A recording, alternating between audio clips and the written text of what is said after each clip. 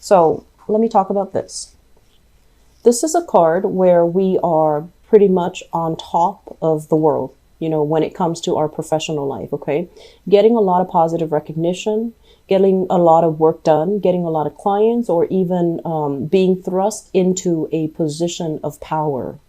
When it shows up in the reverse position, it could feel kind of like the opposite of it, where we have to work under the dictates and the mandates of somebody else, somebody that might be a little bit difficult, somebody that might be a little bit more like, a bottom line type of a person, and that doesn't really care about human interactions, that doesn't really care about the individual needs in a corporation. They're very professional, but they're also can be very stifling or a little bit dogmatic to work under. And as a freedom loving sign, you might have somebody who's micromanaging you and you absolutely, you don't care for it. And then I'm also feeling as well, there might be some systemic or some structural barriers to you getting promotions, to you getting, some type of recognition for the work that you're contributing to this company, this organization. And so what I'm feeling here is many of you have been stuck in this work environment and you're just like, I need to make a change. But for whatever reason, I feel like it could be, just a practical decision that you're making from your end. This job pays well. I'm going to stick in it, or I'm going to stick through. It couldn't get any worse. And then, gradually it does. And so I would really urge you, how many times have you told yourself that I'm going to leave when things get worse, and then things do get worse, and you're just like, I'm going to ride it out for another few weeks or another few months, and then you don't really budge, you don't make a move, okay? I feel that if you've been compromising in this work environment, it's time to make a move, it's time to leave, and it's time to kind of, I want to say, see it for what it is, not what you feel that it could be.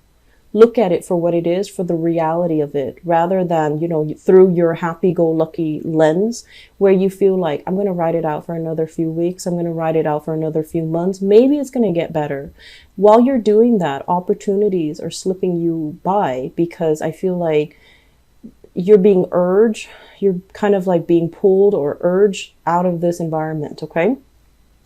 I'm also sensing as well, there's this frustration overall when it comes to work and finding work and maintaining work that you are really proud of.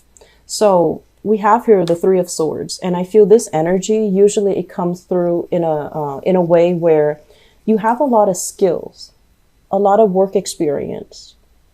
And many of you have spent your life jumping around from different, positions. So you might be very, very good at sales. And then you jumped around, you did office management, and you were also very good at that. And then you jumped around, you did contracts. So you had like a myriad of skills and expertise under your belt.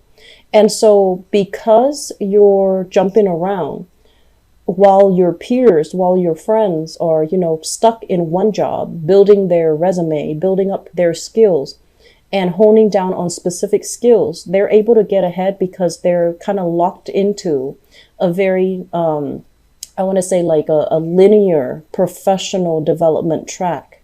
And despite having all of these skills, employers might see you as somebody who's a little bit of a high risk candidate. They see you as someone who's very dynamic, but they might not hire you because they're just like, well, this candidate, they have so many things under their belt. They've jumped around from job to job. I don't know if I can trust that they're going to stick around with our company.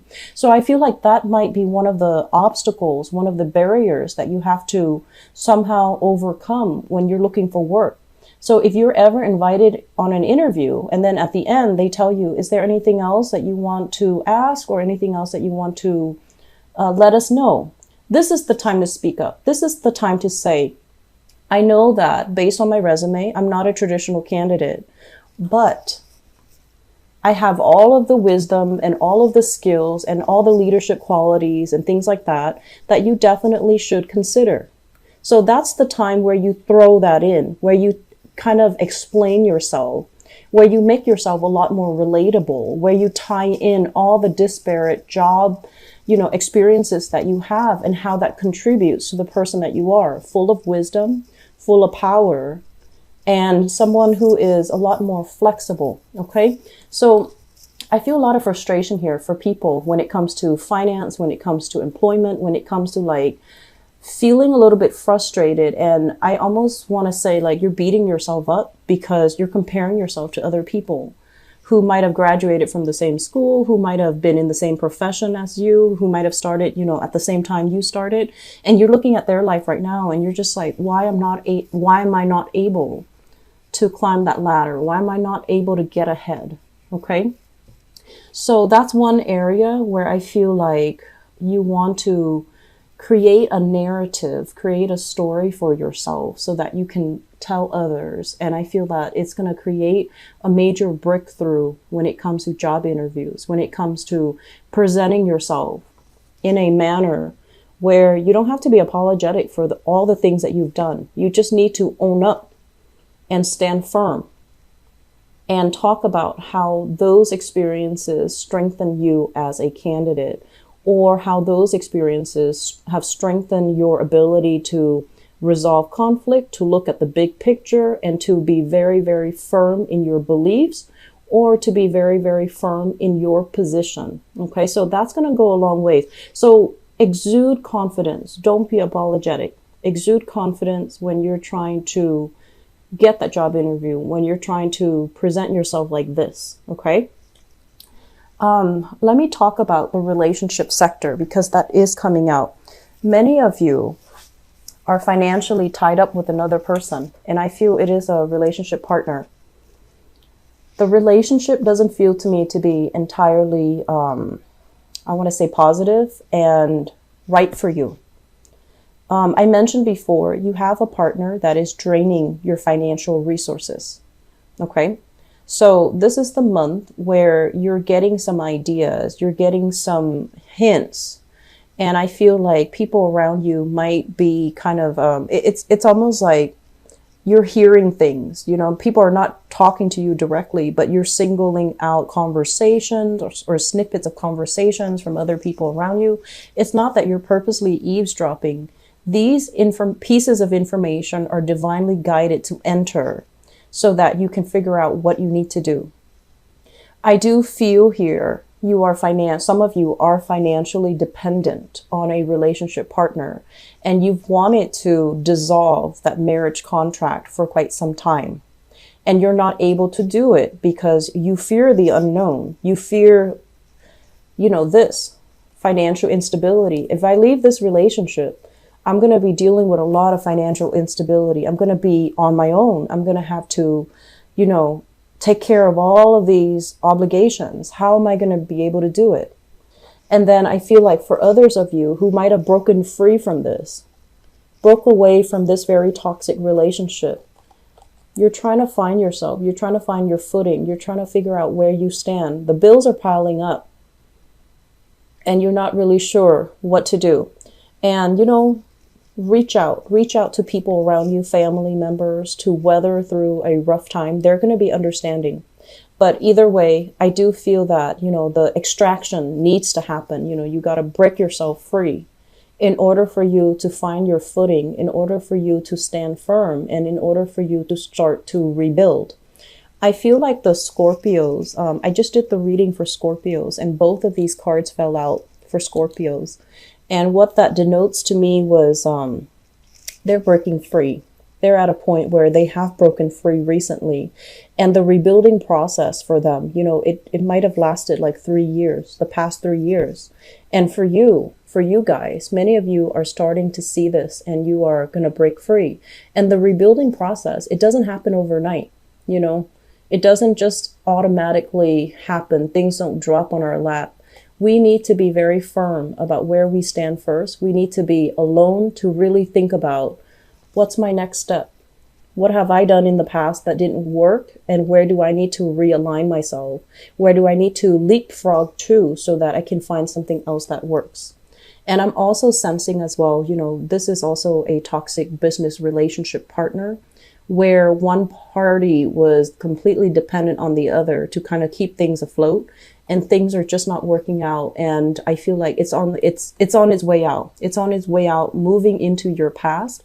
But you need to make some major decisions here about whether or not this is worth it anymore. And are you capable of just doing things on your own? Okay.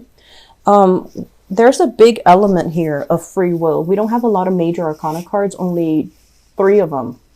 But the way that they fall out, it's all about, getting to know yourself with this Hermit card, knowing about, where you've been, where you need to go, and what you need to do in this moment in time.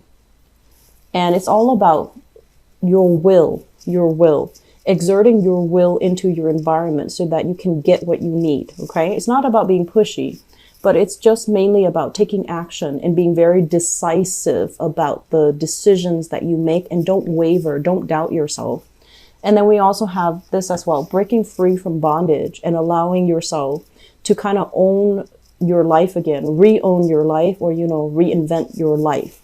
And so the other cards scattered throughout deals with a lot of inner conflict, inner tension. And it also deals with situations where, how did things get like this? How did I allow myself to, ignore things? How could I sweep things under the rug for so long? How did I'm sensing let myself go. So this is not taking care of things when they're due, not taking care of the practical things in our lives, not taking care of the foundational things in our lives, such as, paying the bills on time, or taking care of I'm seeing for many of you, you might have been a little bit grief stricken the past few years because of, people passing away, deaths in the family, or even estrangement when it comes to you and your children.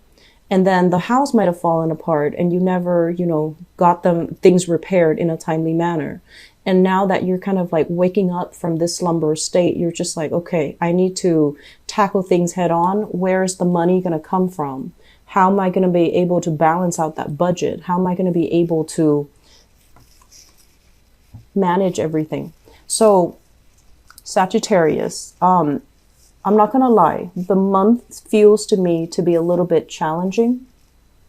I definitely feel that you can handle it. There's a lot of Wands energy, which is fire, which basically deals with your drive and your ambition. And I feel like your drive and your ambition, your motivation needs to come back in, and you need to really come face to face with some things that you've been sweeping under the rug, and then you need to make a move, okay?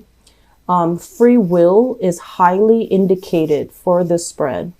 So if you channel your free will, if you figure out how can I extract myself, it's going to make all the other steps a lot easier.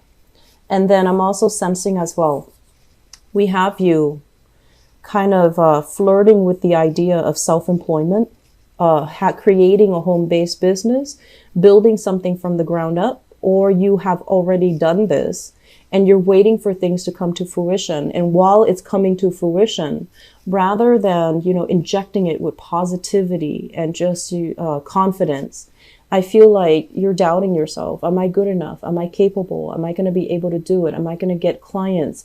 Am I going to be able to thrive? Do I need to hire people to market for me? Can I handle this on my own, or do I need to take on an apprentice? So there's a lot of questions, and I feel like it's stemming from that self-doubt. Am I good enough for it? Am I good enough to be able to see it come to fruition? Am I doing the right things? And so you have a lot of skills, Sagittarius. You have a lot of skills. This is not the month where you can doubt yourself, okay? And I honestly feel that all of these things do come in around the solar return so that we can straighten them out, so that we can have a good birthday time, so that we can reorient ourselves. It's also the end of this year. And for many, many, many signs, this year is very, very fast. It's a number 1 year. So life accelerates and you're kind of catching your breath, trying to keep up with the changes, trying to keep up with the pace of it. And I feel like this is the year that might have caught you kind of by surprise, because things are moving and happening so fast. And it's like you're still trying to find your bearing, and you're still I'm not ready yet. I need another few weeks. I need another few months. And so you know, life will slip you by while you're napping, while you're dozing off, while you're sweeping things under the rug, while you're dealing with grief too. Unfortunately, it's going to slip by. And so the major theme here is exert that free will. Exert that free will. Try to reorient yourself. Try to get yourself back on track. Okay. There's one last message that is coming here. And let me talk about these two cards. This is a card about disputes. Okay. Dealing with people that refuses to conform to other people's opinions of them. Okay. So this is a very rebellious type of energy. And I do feel that for some of you, if you have children, children are going to be a handful. They have always been a handful because, you know, by the nature of your parenting style, I feel like it's not like I'm saying this is your fault, but by the nature of your parenting style, you've raised children that are very independent. You value the fact that, you know, you always emphasize that they need to take care of themselves, that they need to think for themselves. And as a result of it, they're very independent. And that's a great thing. That's something you should be proud of. You like that they can take care of themselves. You like that they're successful. You like that they can, you know, make their mark in the world. But when this sense of independence is kind of directed your way, where they don't listen to what you have to say, where they don't feel like where they feel like they're just naturally rebellious against what you have to say or your intrusion into their lives, it can feel a little bit painful. And so my advice here is we can't control what other people do. We can't control what other people believe. And so pick your battles, okay? If you want to maintain that peace and harmony, maybe both parties need to soften up. Maybe both parties need to stop stepping on each other's toes. And maybe both parties need to, you know, just back off. I'm also seeing this energy playing out in your work environment where you're dealing with rebellious co-workers, where you might have trainees. I'm seeing like, you know, trainees, people that are still in training. And there isn't like a common, I want to say like, there isn't a one procedure to do something. People are going to do things their own way. And so it's really important to kind of ease off and not micromanage, okay? You're not much of a micromanager, so this might be happening to you. But I feel like telling another person, if you feel like you're being micromanaged, if you feel stifled, if you feel like someone is constantly breathing down your neck, you need to tell them, hey, I like it if I can figure things out on my own. That way, I learn it the right way. If you tell them something like that, they're going to ease off you and they're just going to back off, okay? And then with this card, the Nine of Wands, this is continuing to fight in a situation, confronting a situation, getting a break from the conflict, but then having to resume the conflict. And this guy, he's very battle weary. He's hurt. He doesn't want to do it anymore. And there's this sense of him like he's functioning on adrenaline and he's still a little bit scared, okay? When it shows up in the reverse position, it's like don't beat a dead horse. Whatever's not working, don't do it anymore. Find something else. Remove yourself, extract yourself, and, you know, move on to something more, okay?